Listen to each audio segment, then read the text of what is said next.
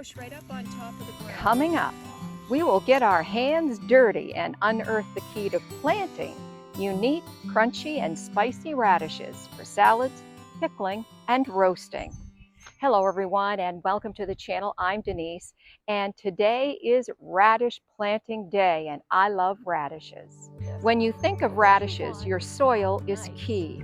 Radishes need room to grow underground.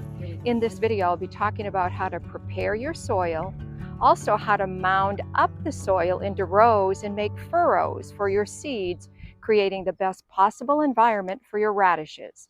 This will take 3 simple steps to accomplish, and a digging tool, gloves, and a little bit of a strong back.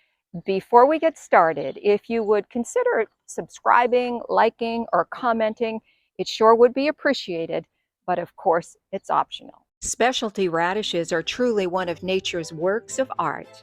The natural colors range from deep and earthy, to light and whimsical, to the dramatic and the refreshing.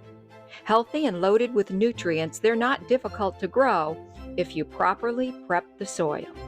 This year, I'm upping my radish game and I'm planting 4 varieties of daikon radish: the Alpine White, the Green Lobo, the Purple Bravo, and of course my favorite, the watermelon radish. I'm going to throw in a couple of rows of beets that are going to include the rainbow mix and the Detroit red beet. All right, let's get started with my 3-step soil prep method, and then we'll direct seed. So the first order of business to getting some of the best radishes is to really work your soil and loosen it up and make it fluffy. You want your soil to be nice and fluffy. See how that is? And I haven't had to work too terribly deeply for this, but what you want is to have nice, fluffy soil. And to get that fluffy soil, I dig in the ground. You've seen me do this, but you can't be afraid to get down and dig in the ground, folks, if you're going to get some of the best vegetables, especially the root vegetables. The next step for prepping your ground for radishes is to mound the ground up into rows. And the rows will allow the root vegetables, the radishes, to get right in there and grow and have enough room to expand and pull up the water and nutrients that they need. And how you do this is you really pull the ground, or rather the soil, from either side. There you go. And because you've worked the soil already, this should come right up real nice and easy. And these are usually about, 4 inches wide. And it's not perfect. You don't have to measure this out. But what happens is then your root veggies, in this case your radishes, have all kinds of room to grow down into the soil and sink their roots and draw up the nutrients and the water that they need. And once you have your mounds up, then you want to just take your finger, I take the side of my finger here, and just create a furrow about 1 inch deep, right down the full length. And so we're going to start with the watermelon radish, and I'm going to put these right here so I have a whole nice row. And this is what the seeds look like. So about 1 inch apart. Okay.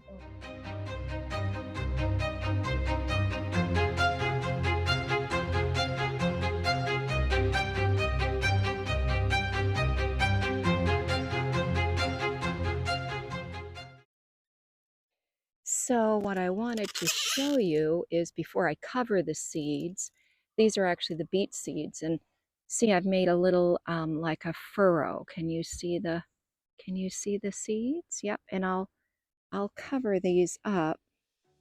But so this is all so that now these will have to be thinned, I'm pretty sure, but this is how this looks. Okay, thought I'd just let you see. All right, so this is what it looks like, the bed, and there are 5 separate rows. You can see it kind of trenches out a little bit in the middle, which is fine. And I've planted the seeds, I've done the furrows, and cover those lightly. You want to cover the seeds very lightly. And this is what it looks like.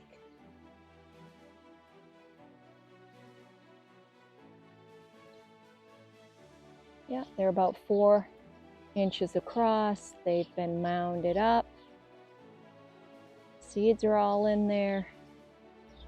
And that's basically what it looks like. Let's talk about the potential yield. There are 5 rows behind me, and each row has 40 seeds in it. So that has the ultimate potential of about 200 different root vegetables, in this case radishes. And that's pretty fascinating. We'll see when I actually get to harvest if I've had to thin out or how many of these survived, but that's the potential. This is what it looked like last year when I harvested a couple of watermelon radishes. And here are a couple of salads I made with those same radishes, and also a white daikon and spring pea salad that I made last year, which was really, really beautiful and very tasty as well. So I'll leave a link below in the description below. When I go to harvest these, that'll be a different video. And then I'll also talk about the garden to table concept, where I harvest, take it to my house, and then I start cooking with these. So people always seem to enjoy that. I hope this was helpful. So you're going to want to loosen that soil up a little bit, mound it up, do your furrows, plant your seeds. Don't cover them too terribly deeply, and you should be good to go.